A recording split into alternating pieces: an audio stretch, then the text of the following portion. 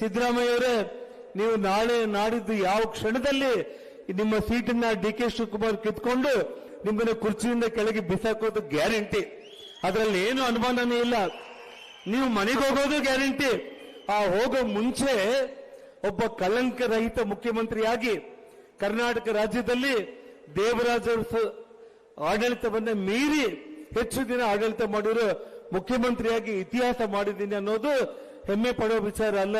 ಸಿದ್ದರಾಮಯ್ಯನವರೇ, ನೀವು ಕೊನೆ ಗಳಿಗೆಯಲ್ಲಿ ಇವತ್ತು ನೀವೇನು ಮನೆಗೆ ಹೋಗ್ತಾ ಇದ್ದೀರಲ್ಲ, ಭರತ್ ರೆಡ್ಡಿಯನ್ನ ಅರೆಸ್ಟ್ ಮಾಡಿ ಇಡೀ ಕರ್ನಾಟಕ ರಾಜ್ಯಕ್ಕೆ ಒಬ್ಬ ನಿಷ್ಪಕ್ಷಪಾತ ಮುಖ್ಯಮಂತ್ರಿ ಅಂತ ಹೇಳಿ ತೋರಿಸ್ಕೊಂಡು ನೀವು ಮನೆಗೆ ಹೋಗ್ಬೇಕು ಅಂತ ಹೇಳಿ ಆಗ್ರಹವನ್ನ ಮಾಡಿ, ಸಿದ್ದರಾಮಯ್ಯವರೇ, ನೀವು ನಾಳೆ ನಾಡಿದ್ದು ಯಾವ ಕ್ಷಣದಲ್ಲಿ ನಿಮ್ಮ ಸೀಟನ್ನ ಡಿ.ಕೆ. ಶಿವಕುಮಾರ್ ಕಿತ್ಕೊಂಡು ನಿಮ್ಮನ್ನ ಕುರ್ಚಿಯಿಂದ ಕೆಳಗೆ ಬಿಸಾಕೋದು ಗ್ಯಾರಂಟಿ. ಅದರಲ್ಲಿ ಏನು ಅನುಮಾನನೇ ಇಲ್ಲ. ನೀವು ಮನೆಗೆ ಹೋಗೋದು ಗ್ಯಾರಂಟಿ.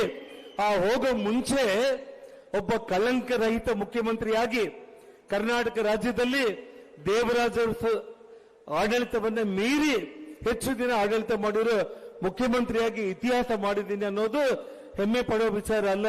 ಸಿದ್ದರಾಮಯ್ಯನವರೇ, ನೀವು ಕೊನೆ ಗಳಿಗೆಯಲ್ಲಿ ಇವತ್ತು ನೀವೇನು ಮನೆಗೆ ಹೋಗ್ತಾ ಇದ್ದೀರಲ್ಲ, ಭರತ್ ರೆಡ್ಡಿಯನ್ನ ಅರೆಸ್ಟ್ ಮಾಡಿ ಇಡೀ ಕರ್ನಾಟಕ ರಾಜ್ಯಕ್ಕೆ ಒಬ್ಬ ನಿಷ್ಪಕ್ಷಪಾತ ಮುಖ್ಯಮಂತ್ರಿ ಅಂತ ಹೇಳಿ ತೋರಿಸ್ಕೊಂಡು ನೀವು ಮನೆಗೆ ಹೋಗ್ಬೇಕು ಅಂತ ಹೇಳಿ ಆಗ್ರಹವನ್ನ ಮಾಡಿ, ಸಿದ್ದರಾಮಯ್ಯವರೇ, ನೀವು ನಾಳೆ ನಾಡಿದ್ದು ಯಾವ ಕ್ಷಣದಲ್ಲಿ ನಿಮ್ಮ ಸೀಟನ್ನ ಡಿ.ಕೆ. ಶಿವಕುಮಾರ್ ಕಿತ್ಕೊಂಡು ನಿಮ್ಮನ್ನ ಕುರ್ಚಿಯಿಂದ ಕೆಳಗೆ ಬಿಸಾಕೋದು ಗ್ಯಾರಂಟಿ.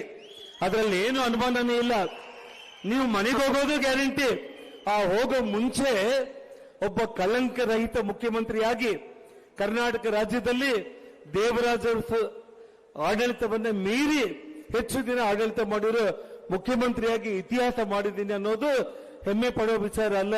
ಸಿದ್ದರಾಮಯ್ಯನವರೇ, ನೀವು ಕೊನೆ ಗಳಿಗೆಯಲ್ಲಿ ಇವತ್ತು ನೀವೇನು ಮನೆಗೆ ಹೋಗ್ತಾ ಇದ್ದೀರಲ್ಲ, ಭರತ್ ರೆಡ್ಡಿಯನ್ನ ಅರೆಸ್ಟ್ ಮಾಡಿ ಇಡೀ ಕರ್ನಾಟಕ ರಾಜ್ಯಕ್ಕೆ ಒಬ್ಬ ನಿಷ್ಪಕ್ಷಪಾತ ಮುಖ್ಯಮಂತ್ರಿ ಅಂತ ಹೇಳಿ ತೋರಿಸ್ಕೊಂಡು ನೀವು ಮನೆಗೆ ಹೋಗ್ಬೇಕು ಅಂತ ಹೇಳಿ ಆಗ್ರಹವನ್ನ ಮಾಡಿ